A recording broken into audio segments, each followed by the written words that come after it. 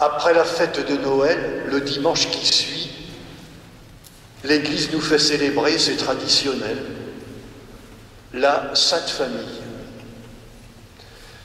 Je ne sais pas si vous êtes comme moi, mais quand j'entends Sainte Famille, j'imagine aussitôt une famille bien sous tout rapport, bien rangée, bien ordonnée, une famille pieuse, presque une famille exceptionnelle et impeccable. Or, quand comme vous j'entends les 3 textes bibliques que l'Église nous offre aujourd'hui, tel n'est pas du tout le genre de famille que la Bible nous propose. En regardant ces textes, me sont apparus, pour découvrir ce qu'est une sainte famille, 3 traits, 3. Autrement dit, si nous voulons vivre dans une famille sainte, alors nous sommes invités à respecter ces 3 conditions. Première condition, une famille sainte, c'est d'abord une famille normale, comme toutes les autres, qui n'a pas d'égard particulier, ni d'avantage, ni de privilège, qui est soumise aux mêmes aléas, aux mêmes ennuis, aux mêmes difficultés, aux mêmes problèmes que toutes les autres. D'ailleurs, pour illustrer cela, nous avons la famille de Jésus, puisque, par exemple, Marie, pour accoucher, elle l'a fait dans des conditions absolument rocambolesques, à cause de la décision de l'empereur de Rome de contrôler par le recensement tous les habitants. Et la voilà jetée sur les routes. Elle va accoucher, l'Évangile nous le dit, dans une étable. Et puis quelques temps après, Joseph, est en pleine nuit, prend la décision de partir, de quitter la Palestine, de se réfugier en Égypte pour échapper aux griffes d'Hérode. Et puis, dans ce texte de l'Évangile qu'on vient d'entendre, le prophète Siméon prévoit pour Marie des jours pas roses, mais plutôt sombres. Ton cœur sera transpercé par une épée. Ce que je découvre, c'est que une famille sainte, c'est qu'elle n'est pas à l'abri des épreuves. Et puis ça peut être même une famille bancale, puisque dans la première lecture de la Genèse, nous voyons Sarah, la femme d'Abraham, incapable d'avoir des enfants, elle était stérile.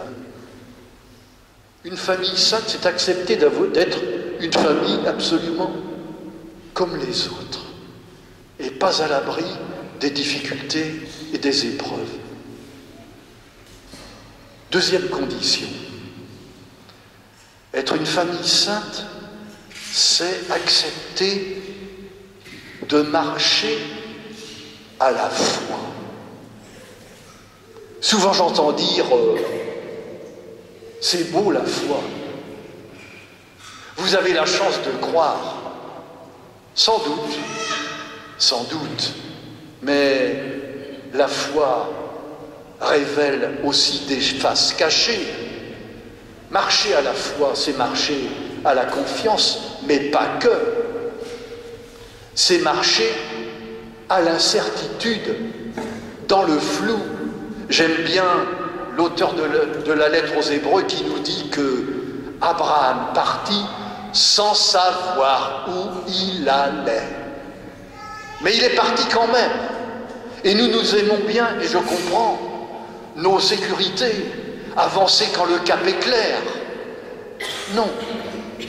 Marcher à la foi, c'est marcher dans l'incertitude, dans le flou, dans le soleil ou le brouillard, comme nous le fait chanter un chant de notre Église. Marcher à la foi. Troisième condition, pour vivre une famille sainte, je la trouve, cette condition, dans l'Évangile, lorsque l'Évangile nous dit que Jésus grandissait. Vous allez me dire, mais grandir pour un jeune, pour un enfant, quoi de plus naturel?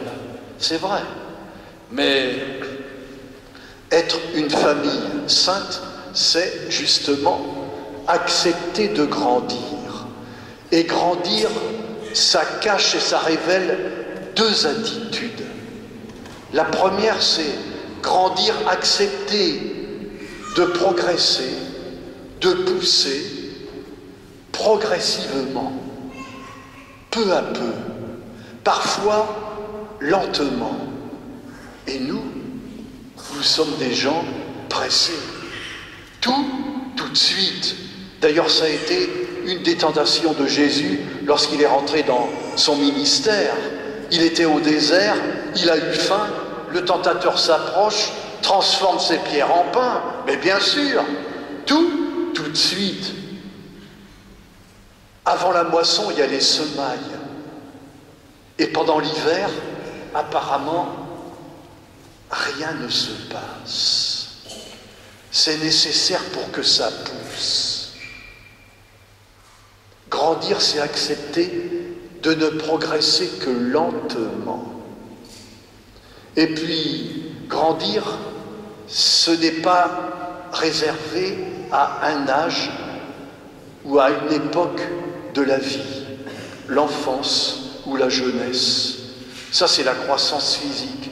Mais grandir, c'est croître dans toutes les possibilités de notre personne. Et grandir, c'est surtout accepter d'apprendre. Apprendre. Même quand on commence à avoir de l'expérience, apprendre.